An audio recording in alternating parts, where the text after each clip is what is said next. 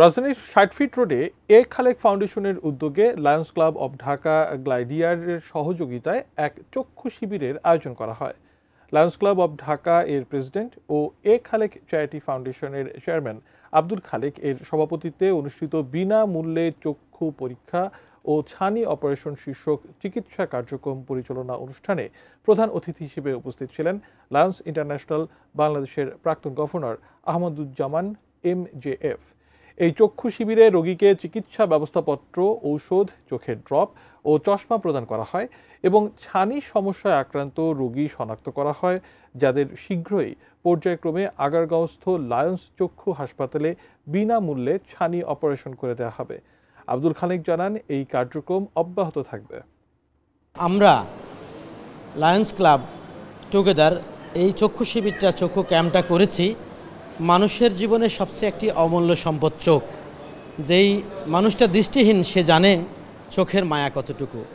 আমরা নিজেদের জীবনে, পারিবারিক জীবনে সেটা অনুধাবন করে আমরা আমাদের ফাউন্ডেশনের পক্ষ থেকে লায়ন্স ক্লাব আগারগাঁওর সাথে কমিউনিকেশন করে আমরা এই যে ক্যাম্পটা করেছি, এই ক্যাম্পের মাধ্যমে আমরা যাদের চোখে ছানি পড়ে আছে, যারা চোখের ছানির কারণে দেখতে পাচ্ছে না, তাদের দৃষ্টিশক্তি ফিরিয়ে দেওয়ার উদ্দেশ্যে আমরা এই ক্যাম্পটি পরিচালনা করেছি। ইতিপূর্বে আমরা ৪৫ জন রোগীর ছানি অপারেশন করে দিয়েছি। আলহামদুলিল্লাহ তারা ভালো আছেন।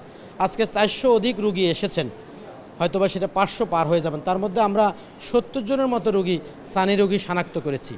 এদেরকে আমরা আমাদের তরফ থেকে আজকের আয়োজন এবং সম্পূর্ণ বিনামূল্যে লেন্স পরিয়ে দিয়ে আমাদের লায়ন্স চক্ষু ইনস্টিটিউট থেকে আমরা অপারেশন সম্পাদন করব।